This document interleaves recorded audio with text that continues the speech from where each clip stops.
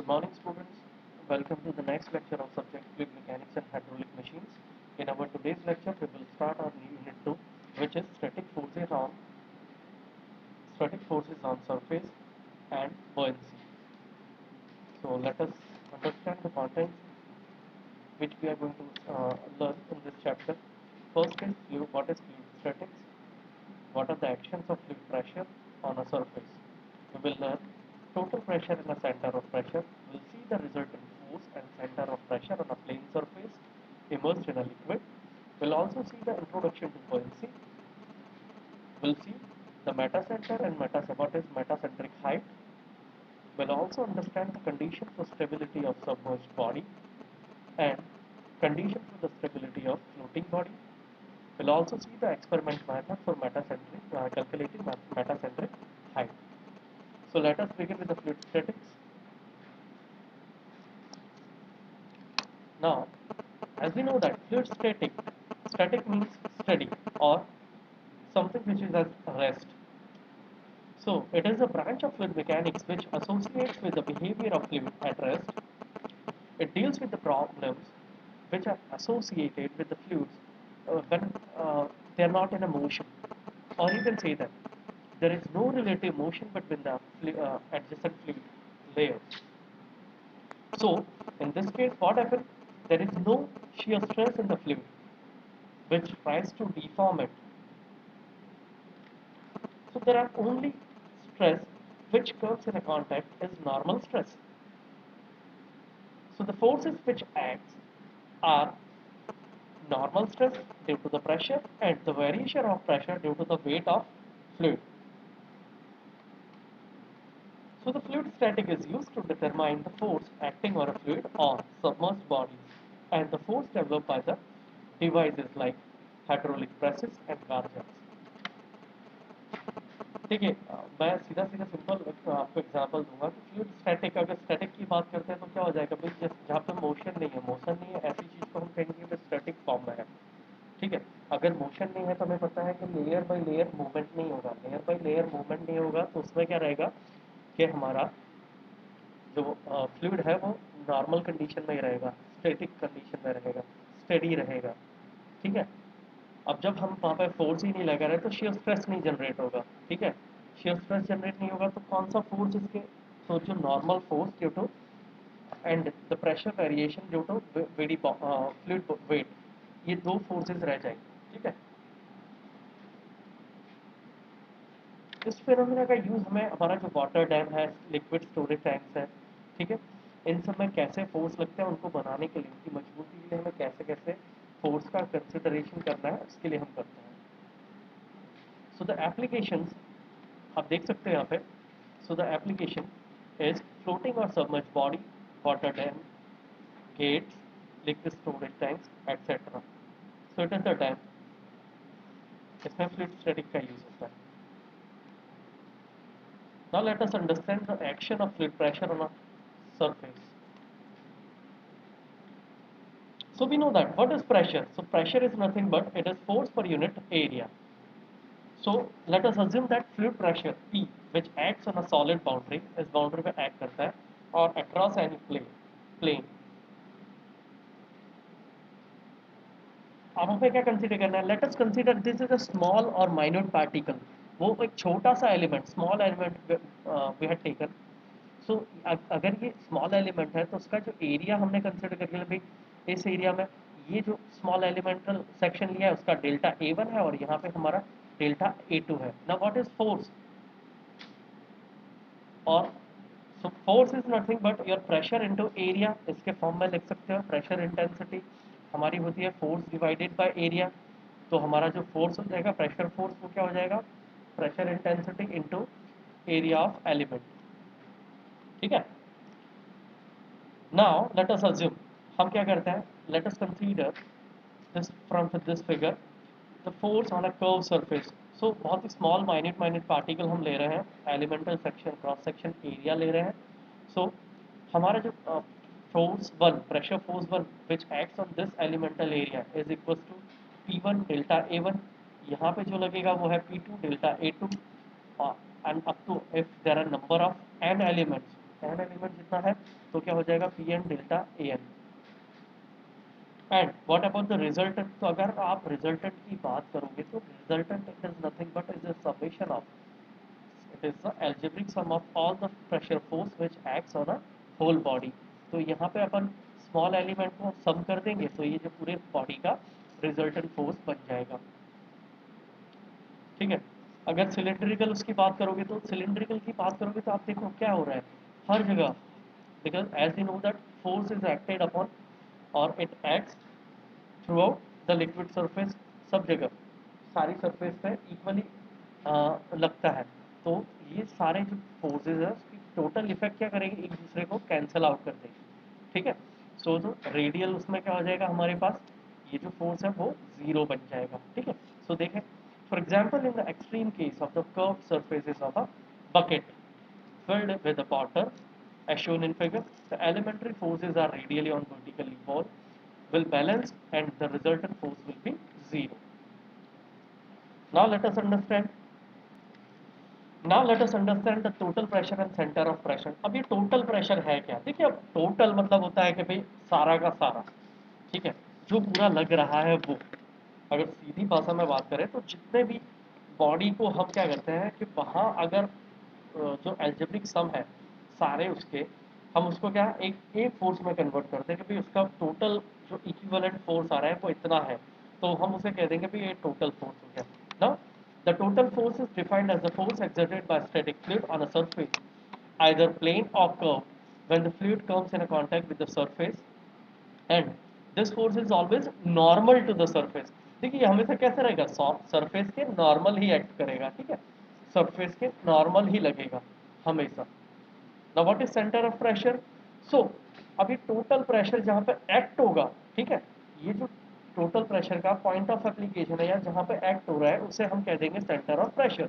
So the definition become centre pressure is defined as a point of application of total pressure on a surface. Let us see this object immersed in a fluid. तो देखिए बहुत सारे, ठीक है, force लग रहे हैं। ठीक है, तो अगर इसका पर्टिकुलर हम देखेंगे भाई when it comes in a contact, जो नॉर्मल फोर्स है, ठीक है, वो हमारा क्या दे रहा है, टोटल प्रेशर दे रहा है, और जहाँ पे वो अप्लाई हो रहा है उससे हमें क्या मिल रहा है, सेंटर ऑफ प्रेशर मिल रहा है। नाउ देयर आर 4 केसेस, हम जो केसेस हैं वो देख लेते हैं कि भाई 4 तरह के केसेस हमें समझने हैं। पहला क्या है कि वर्टिकल प्लेन, अगर प्लेन को हम वर्टिकली मतलब परपेंडिकुलर डायरेक्शन में रखते हैं। हॉरिजॉन्टल, दैट मीन्स आप उसको क्या कर रहे हो, सिर्फ आड़ा रख दे रहे हो प्लेन को। ठीक है, अपना जो प्लेन है वो आड़ा रहता है। नेक्स्ट है इंक्लाइन प्लेन। इंक्लाइन प्लेन कैसा रहेगा कि आपका प्लेन थोड़ा एंगल पे रहेगा। और चौथा जो चीज़ है कर्व सरफेस है, कि अगर और हमारा प्लेन कर्व सरफेस है तो फिर उसका क्या रहेगा। So let us understand the resultant force and centre of pressure on a plane surface immersed in a liquid. हम आज वो देखेंगे। लेट अस कंसीडर कि भाई हॉरिजॉन्टल अपन ने बॉडी ले ली है। ठीक है, एक हॉरिजॉन्टल बॉडी को हमने एच जितनी डेप्थ में क्या कर दिया है, हमने उसको डुबा दिया है। ठीक है, तो देखिए अभी हमें तीन चीज थोड़े इसमें जो समझना है कि भाई क्या क्या है। तो देखिए पहले हम इसके क्रॉस सेक्शनल एरिया की बात कर ले तो हम चलो एरिया मान लेते हैं कि टोटल एरिया है वो ए है। ठीक है, इसकी विड्थ ले लेते हैं कि भाई विड्थ हमारे पास क्या है, बी जितनी विड्थ है। ठीक है, हमारे पास इसकी विड्थ कितनी है, बी जितनी विड्थ है हमारे पास। अब देखिए हम क्या कर रहे हैं कि हम पूरे बॉडी का नहीं, लेकिन हम उसको क्या स्मॉल एक सेक्शन का स्टडी करेंगे। तो एक हमने क्रॉस सेक्शनल एरिया ले लिया है विच इज हॉरिजॉन्टल सेक्शन। ठीक है, हमने एक सॉरी हमने एक वर्टिकल प्लेन लिया है, देखिए वर्टिकली इमर्स किया है इसको। ठीक है, तो हमने क्या उसका एक जो क्रॉस सेक्शनल एरिया है उसको कट किया और एक स्मॉल एलिमेंटल एरिया का स्मॉल एलिमेंटल एरिया हमने ले लिया है। अब चूंकि प्लेन हमने कैसा रखा है, वर्टिकल डायरेक्शन में रखा है, तो एच जितनी डेप्थ में हमने इसको क्या किया, ये जो एलिमेंटल क्रॉस सेक्शनल एरिया उसको कट कर दिया। ठीक है, now let us assume that this force, ये जो फोर्स है हमारा टोटल प्रेशर कहाँ यहाँ पे एक्ट हो रहा है, ये हमारा सेंटर ऑफ ग्रेविटी है बॉडी का। ये जो बॉडी का सेंटर ऑफ ग्रेविटी है where the total mass of body acts. ठीक है, और you can say that where the whole weight of body is assume to be concentrated. ठीक है, तो वो जो सेंटर ऑफ ग्रेविटी है हमारे पास ये हमारा जो total pressure point of application है टोटल प्रेशर का, that mean centre of pressure है। अब ये जो एच स्टार है वो क्या बता रहा है कि भाई हमारा सेंटर ऑफ प्रेशर से हाइट बता रहा है। ये एच बार है वो हमारा क्या बता रहा है, it is distance from your centre of gravity. कहाँ से, फ्रॉम फ्री लिक्विड सरफेस, हमारी जो फ्री लिक्विड सरफेस है वहां से हमने लिया है। और हमारा जो क्रॉस सेक्शनल एरिया है हमने इसको कितना कट किया है, डी एच जितना, एच डेप्थ में डी एच जितना cross sectional D H height जितना हमने इसको कट कर लिया है, ठीक है। Now let us calculate the total force. So what is total force? We can determine by dividing the entire surface into number of small parallel strips. So हम क्या कर रहे हैं, स्मॉल पैरेलल स्ट्रिप में डिवाइड कर रहे हैं। तो ये हमने इसको क्या करा, बहुत छोटा सा क्रॉस सेक्शनल एरिया कर दिया उसको, ठीक है। बहुत सारी अज्यूम कर ली कि ये बहुत सारी है, उसमें से एक का स्टडी हम कर रहे हैं। Now what is intensity of pressure? So we know that our intensity of pressure, it is nothing but specific weight into the height of और डेप्थ ऑफ लिक्विड, ठीक है, जहाँ पे हमने इसको डुबाया है, जितने हाइट पर डुबाया है। तो वो हो जाएगा हमारा, यहाँ देखिए आपको मिल जाएगा pressure intensity is equal to rho into G into H. Rho into G is equal to specific weight of body into, जिसको आप डब्ल्यू डॉट इंटू एच भी लिख सकते हो, ठीक है। Now let us consider the area. Area कितना हो जाएगा, सो इसकी विड्थ कितनी है हमारे पास, बी जितनी विड्थ है हमारे पास और डी एच जितनी हाइट है, so it is b into dh. Now what is force? So we know that intensity of pressure is equal to pressure into it is intensity of pressure is equal to force divided by और pressure force divided by area। तो हमारा force क्या हो जाएगा, pressure into area हो जाएगा। तो हमने लिख दिया भाई pressure intensity into area। तो यहाँ पे आप लिख दोगे pressure intensity into area। So as it is for small df, मतलब df रिप्रेजेंट कर हमने स्मॉल पार्टिकल लिया है, स्मॉल एलिमेंटल एरिया लिया है। तो टोटल के लिए हम करेंगे तो क्या करोगे आप कि उसको इंटीग्रेट करोगे। तो let us integrate this force, so we will get the total force. So upon integration, so what is integration of this B cross H cross DH? So it is nothing but it is moment of surface area, ठीक है। ये हमारा क्या है, moment of surface area, H into D ए जिसको बोलते हैं, ठीक है। तो इसे हम क्या बोलेंगे, area into distance from distance of C G from free liquid surface, so A into H bar. तो यहाँ पे आपको मिल जाएगा force is equal to rho into G into A H bar. Always remember this equation, ये equation हमारे लिए बहुत ही इंपॉर्टेंट है। हमें जब भी वर्टिकल प्लेन के लिए कैलकुलेशन पूछेंगे तो हमें ये इक्वेशन को अप्लाई करना रहेगा, ठीक है। नेक्स्ट है position of centre of pressure. So position हमें कैलकुलेट करनी है। तो देखिए हम यहाँ क्या यूज़ करेंगे भी, रिजल्टेंट फोर्स यूज़ करेंगे, मोमेंट यूज़ करेंगे, ठीक है। तो ये जो फोर्स लग रहे हैं यहाँ सी जी पे जो लग रहा है और यहाँ पे टोटल प्रेशर पे जो लग रहा है, उन दोनों का हम मोमेंट कैलकुलेट करेंगे, ठीक है। So centre of pressure is calculated by using the principle of moment, ठीक है। Principle of moment which states that the moment of resultant force about its axis is equal to sum of the moments of components about the same axis, ठीक है। तो हमारा जो total force है उसकी moment और हमारा जो रिजल्टेंट है उसकी मोमेंट कैसी होने वाली है, इक्वल होने वाली है, ठीक है। सो बाय इक्वेटिंग बोथ दीज हम क्या करेंगे, उसको कैलकुलेट करेंगे। सो let us assume that resultant force F, ठीक है, उसकी मोमेंट क्या होगी, तो देखिए एफ हमारा और इसकी हाइट देखिए, तो F F into H star, ठीक है ना। मोमेंट है क्या, फोर्स इनटू परपेंडिकुलर डिस्टेंस। तो ये फोर्स और इसका परपेंडिकुलर डिस्टेंस एच स्टार हो गया, ठीक है। फिर मोमेंट ऑफ एल्जेब्रिक सम, तो एल्जेब्रिक सम हमारा जो स्मॉल एलिमेंटल फोर्स है, डीएफ जितना आपकी साइड पे लग रहा है, तो डीएफ जितना फोर्स हमारा एच डेप्थ में लग रहा है, ठीक है। तो उसके लिए आप कैलकुलेट करोगे।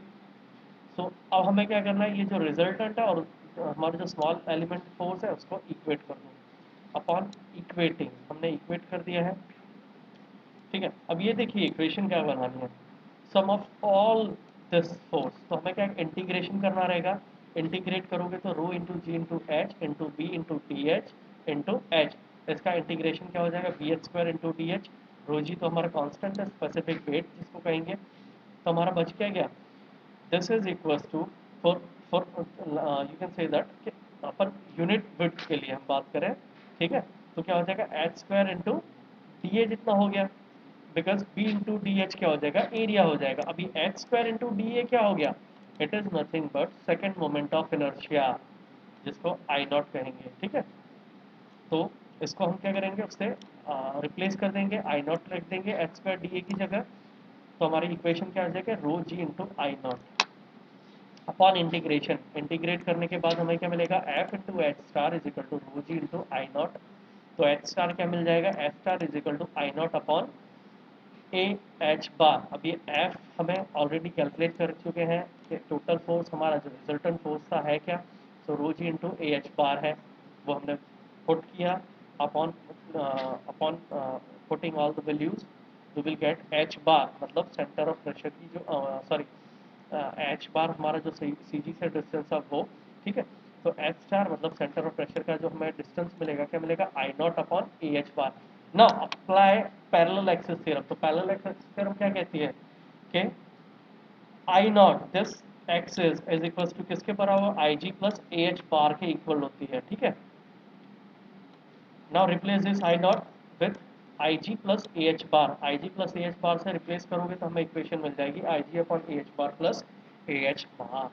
Always remember this, this is very important equation. ठीक है, तो ये हमारी सेंटर ऑफ प्रेशर की हाइट होगी।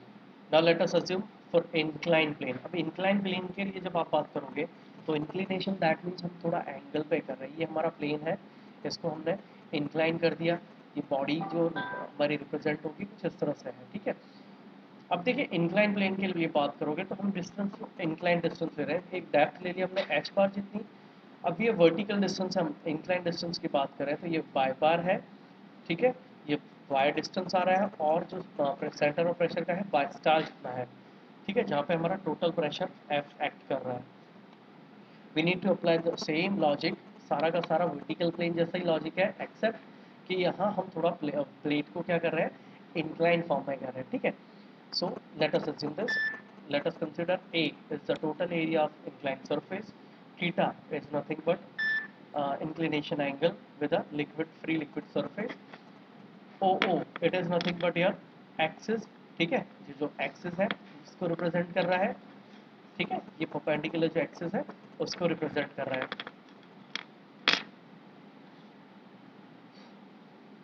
नेक्स्ट है G, we know that what is G, it is center of gravity। P it is total it is intensity of pressure, or you can say that center of pressure। By bar it is distance of Cg from liquid free liquid surface or perpendicular liquid surface OO। Y star it is nothing but pressure of distance of center of pressure from OO। H is nothing but a small strip which is placed at some liquid height।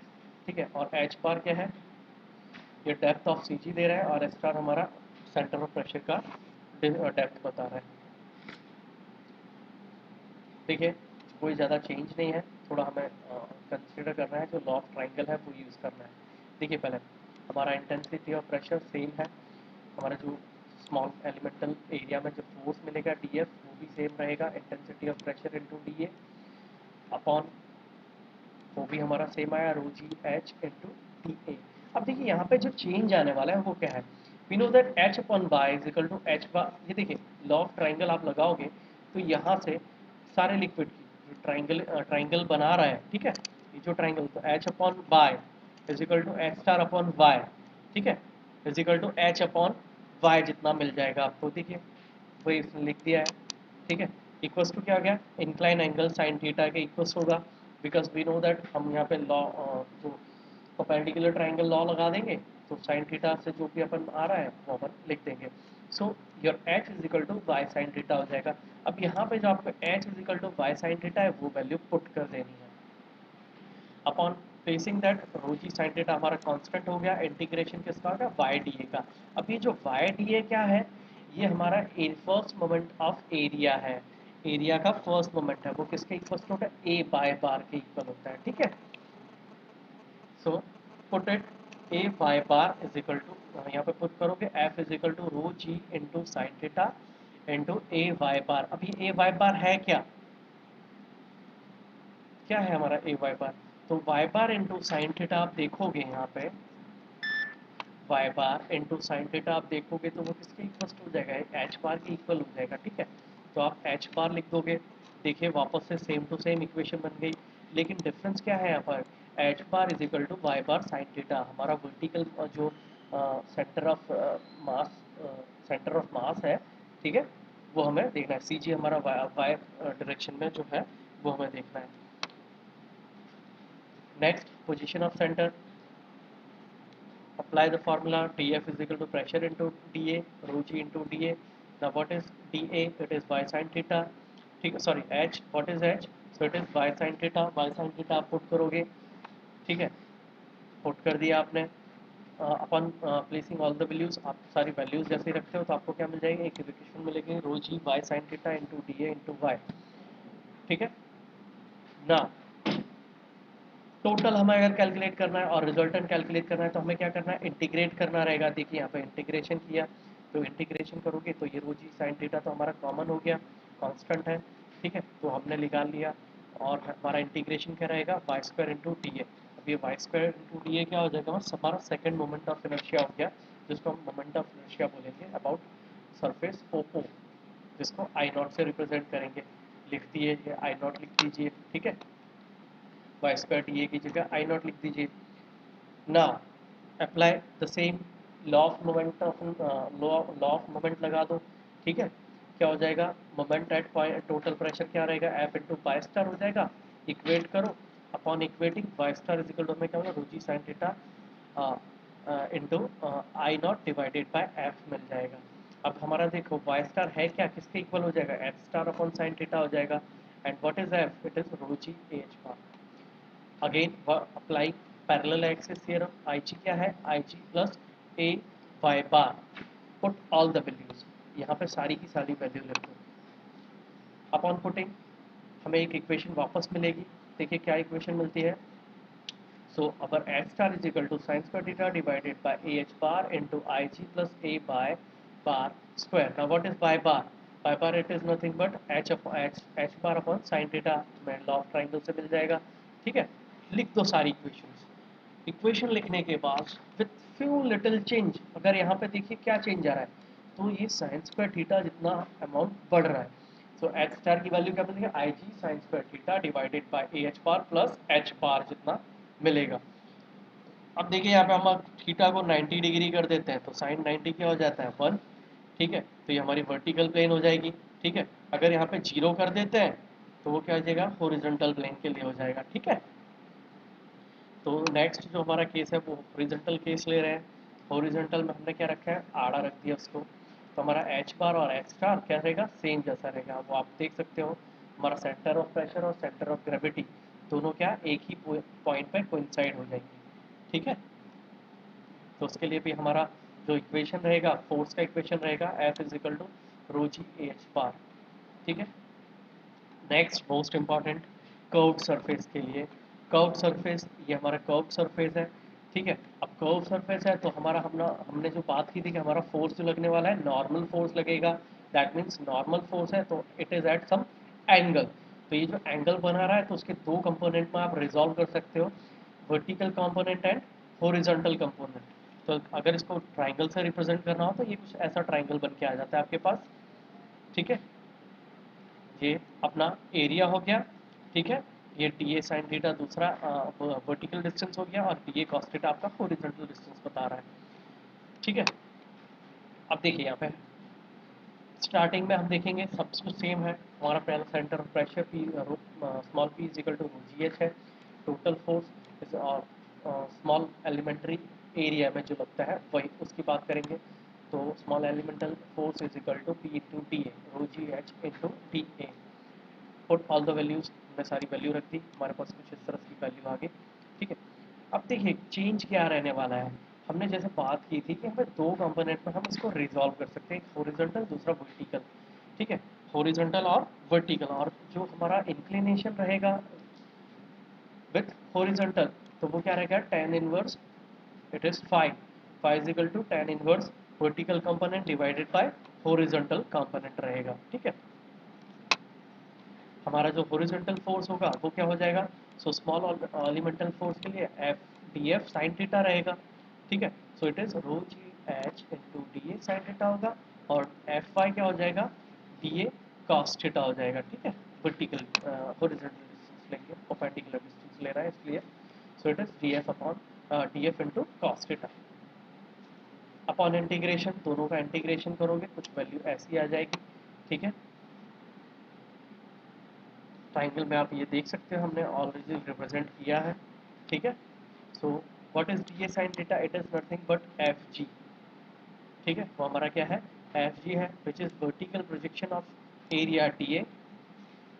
सो हमारा equation F X क्या हो जाएगा, rho G integration में H D A sine theta रहेगा, और vertical के लिए क्या हो जाएगा, H D A cos theta हो जाएगा यहाँ पे, ठीक है।